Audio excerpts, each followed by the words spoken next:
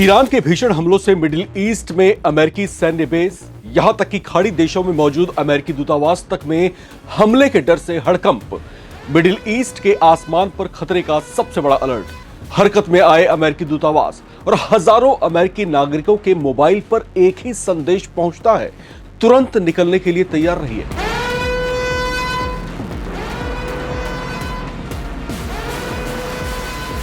यानी हालात अब सिर्फ तनाव वाले नहीं रहे, हालात युद्ध वाले हो चुके हैं। ट्रंप गरज रहे हैं, हम ईरान पर हमला जारी रखेंगे। उधर तेहरान जवाब दे रहा है, जो भी अमेरिका के साथ खड़ा होगा वो भी जलेगा।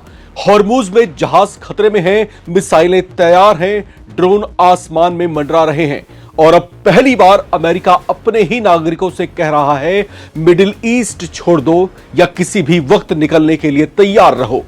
क्या अब युद्ध पूरे मिडिल ईस्ट को अपनी चपेट में लेने वाला है? क्या तेल के ठिकाने अगला निशाना बनने वाले हैं? और क्या दुनिया एक ऐसे विस्फोट के मुहाने पर खड़ी है जहां एक मिसाइल पूरी वैश्विक अर्थव्यवस्था को हिला सकती है? इस रिपोर्ट में आपको दिखाएंगे अमेरिकी दूतावास का सबसे बड़ा अलर्ट, ट्रंप की नई चेतावनी, ईरान की खुली धमकी, ईरानी हमलों के खौफ में क्या क्या कर रहा है अमेरिका और वो पूरा घटनाक्रम जिसने मिडिल ईस्ट को हाई अलर्ट पर ला खड़ा किया है। मिडिल ईस्ट में हालात अब हर घंटे और ज्यादा विस्फोटक होते जा रहे हैं। अमेरिका और ईरान के बीच महीनों से जारी टकराव अब उस मोड़ पर पहुंचता दिखाई दे रहा है जहां सिर्फ सैनिक ही नहीं बल्कि आम नागरिक भी सीधे खतरे के दायरे में आ चुके हैं।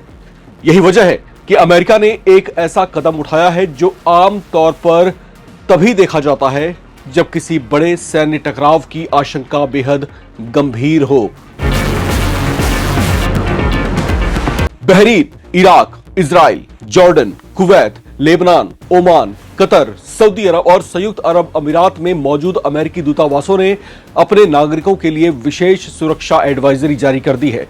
संदेश साफ है, अगर संभव हो तो क्षेत्र छोड़ दें और अगर नहीं निकल सकते तो किसी भी समय तुरंत प्रस्थान के लिए तैयार रहें।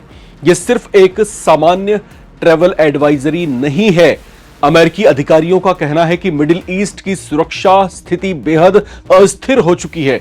ईरानी नेतृत्व का अगला कदम अनुमान लगाना बेहद मुश्किल है और हाल के हमलों ने यह दिखा दिया है कि बिना किसी चेतावनी के नए इलाकों को भी निशाना बनाया जा सकता है। यही वजह है कि अब मिस्र तक का नाम अमेरिका की लिस्ट में शामिल हो चुका है। अमेरिका को सबसे ज्यादा चिंता इस बात की है कि अगर तनाव और बढ़ा तो हवाई मार्ग अचानक बंद हो सकते हैं। एयर स्पेस बंद होने, उड़ानें रद्द होने और सीमाएं प्रभावित होने की आशंका जताई गई है। यानी जो लोग आज निकल सकते हैं वे शायद कल फंस जाएंगे। इसलिए अमेरिकी दूतावास लगातार अपने नागरिकों को यात्रा योजनाओं पर दोबारा विचार करने और आपातकालीन तैयारी रखने की अपील कर रहे हैं। उधर जॉर्डन में हालात और भी ज्यादा संवेदनशील बताए जा रहे हैं। हाल ही में वहां पर अमेरिकी सैन्य ठिकानों की ओर से मिसाइलें दागी गई थी। इसी वजह से वहां पर मौजूद अमेरिकी नागरिकों को सैन्य ठिकानों और संवेदनशील इलाकों से दूर रहने की सलाह दी गई है। वहीं इजराइल में लोगों से कहा गया है कि अपने सबसे नजदीकी बम शेल्टर की पहचान कर लें और किसी भी इमरजेंसी के लिए तैयार रहें। लेबनान की राजधानी बेरूत में अमेरिकी दूतावास पहले से ही सीमित संचालन की स्थिति में है। अब कहानी में सबसे बड़ा मोड़ आता है।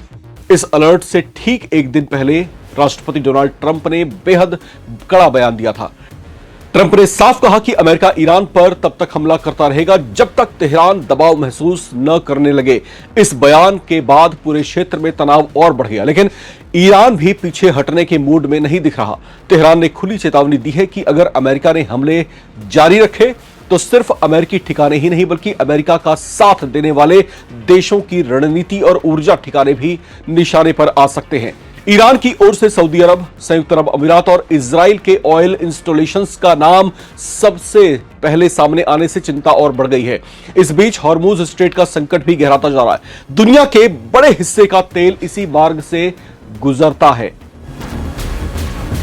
अगर यहां पर सैन्य गतिविधियां और बढ़ती हैं या फिर नेविगेशन बाधित होती है तो इसका असर सिर्फ मिडिल ईस्ट तक सीमित नहीं होगा।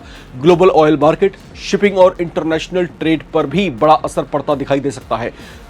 चलते चलते अब कुछ सवाल नवभारत टाइम्स के आप तमाम दर्शकों से, क्योंकि अब सवाल सिर्फ मिसाइलों का नहीं है, सवाल यह है कि अगर अमेरिका और ईरान के बीच सीधा टकराव और तेज होता है तो क्या पूरा खाड़ी क्षेत्र युद्ध के मैदान में बदल जाएगा?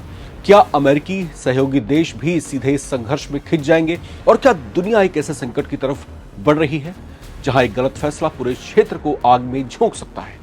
आपको क्या लगता है? अपनी राय लिखकर कमेंट बॉक्स में शेयर करें। देखते रहें नवभारत टाइम्स।